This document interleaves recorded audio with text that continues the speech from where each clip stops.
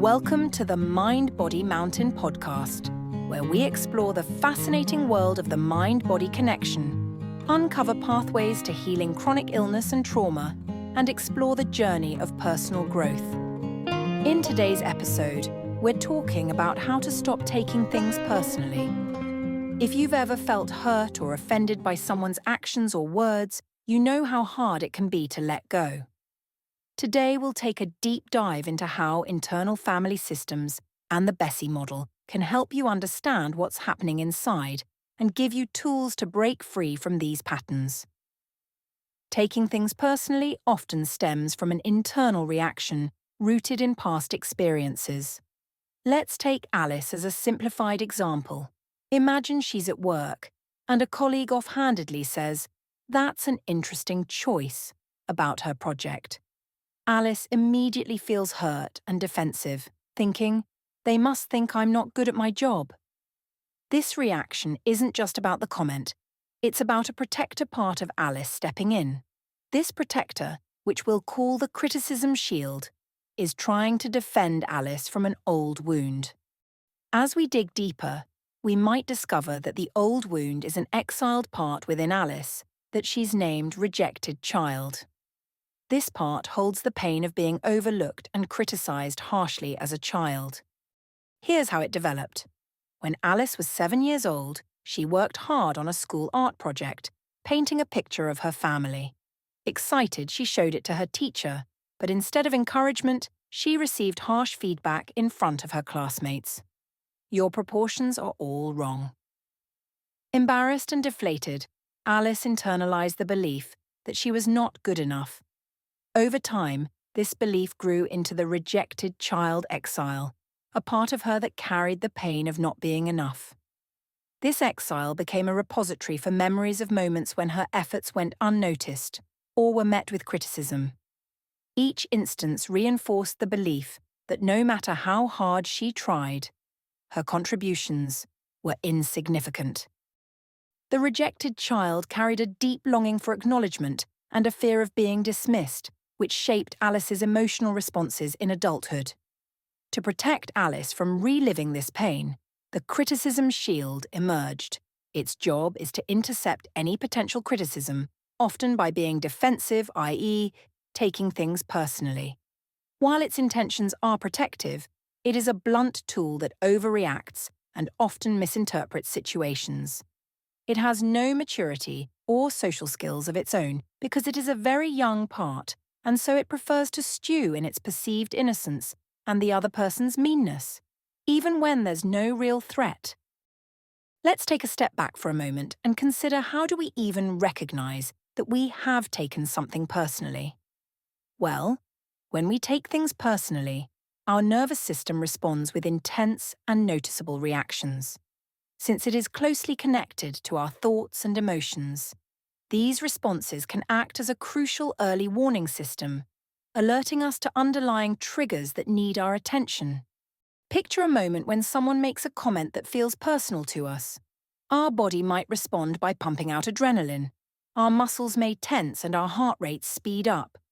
Basically, we are ready to fight or run away. However, there is no lion in the room. We are not in immediate danger. There is no physical threat.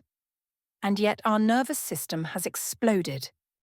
Our mind and body are essentially using what was once a terrifically powerful and advantageous mechanism in a maladaptive way. This is an overreaction. It is not necessary for the scenario in hand. You may disagree, but let me ask you something. If you had been in an accident and were on the operating table, would you prefer the surgeon to be in a state of fight or flight, or would you prefer them to be cool, calm, and confident? The answer to this question can be applied to many situations that people with chronic illness, anxiety, depression, and other such issues face. It is a cool mind that we need in such circumstances, not a nervous system on red alert and ready to fight, flight, fawn, or flop. So the clues are there, guys. The nervous system is signaling to us that we are taking something too personally, and one of our protectors has stepped in to shield us in its childlike way. Let's revisit Alice and break down her experience using the BESSI model, which is a useful way of quickly understanding her mind and body response in a more analytical and less childlike way. 1. Behaviours. Alice becomes withdrawn, avoids eye contact, and might even snap back defensively. 2. Emotions. She feels shame and anger. 3. Self-talk. Her internal dialogue spirals with thoughts like, "Why are they so mean? My boss has zero interpersonal skills. They need to seriously work on that." 4. Sensations. She notices a tightness in her chest, flushed cheeks and a racing heart. 5. Imagery. In her mind, Alice pictures her boss questioning her abilities and being really mad at her for affecting his whole business. She also has flashes of him firing her. Once we have identified that our mind and body are overreacting, and I say those words in a constructive way, not a flippant way by any means. The key to identifying which protector has been triggered is getting to know them through IFS practices, such as guided meditation. It's a form of inquiry more than meditation. By regularly connecting with her internal system, Alice can recognize the unique ways her criticism shield communicates to her. For example, she might notice that what she came up with in the BESSI model is pretty much a standard response for her criticism shield protector, and she now can sense it a mile off when it pops up. If Alice were just beginning her journey with IFS and experienced a situation where her nervous system reacted strongly, her next step would be to pause and engage in a guided meditation to connect with the part that was triggered. If that was not possible, she would wait until she was at home, had some quiet and privacy, and then carry out a guided meditation with her protector part there. And it needn't take a long time. During this meditation, she could ask the part thoughtful questions such as, "Hey, you reacted really strongly in the situation earlier. What were you feeling? How old are you? How come you took on this role? What are you afraid might happen if you stop doing this job? How do you influence my behavior? And what do you need from me to feel more at ease?" By building this understanding and filling out the BESSI model, Alice could start to recognize this part whenever it arises in future situations, allowing her to respond with greater awareness and effectiveness. I would really recommend listening to the episode 8 Crucial Questions to Ask Your Part, so I will link to this in the description below. With time, Alice can move on to working with her criticism shield with a view to unburdening it. I have a guided meditation for unburdening protectors that I will put in the description, but let's go back to the concept of unburdening and what it is. Unburdening is a healing process where a part releases the emotional pain, beliefs, or roles it has been carrying, often as a result of past trauma or challenging experiences.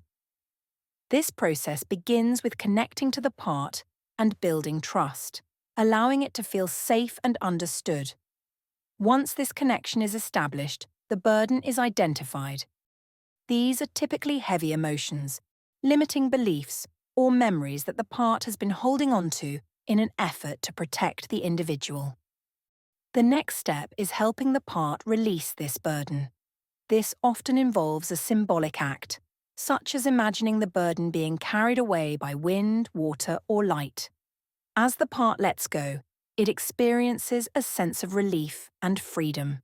After unburdening, the part is invited to take on a new, healthier role within the system, one that supports the individual rather than reacting out of fear or pain. Finally, the unburdened part integrates back into the system with a renewed sense of purpose and balance. This process brings profound emotional relief, reduces reactivity, and strengthens the individual's connection to their true self, allowing them to navigate life's challenges with greater clarity, calmness, and resilience. In addition to moving through the process of identifying and unburdening your protectors and your exiles, I think it's worthwhile carrying out some sort of meditative practice each day. I have talked about how our thoughts directly affect our nervous system. Our nervous system is working very hard, very often, whether you have big symptoms or not. In today's society, this is a fact. So it is important to bring it back into a state of regulation daily. Think of it this way. Meditation does for the body what sleep does for the mind. The mind needs that time to switch off every single day, and so does the body, or should I say, the nervous system.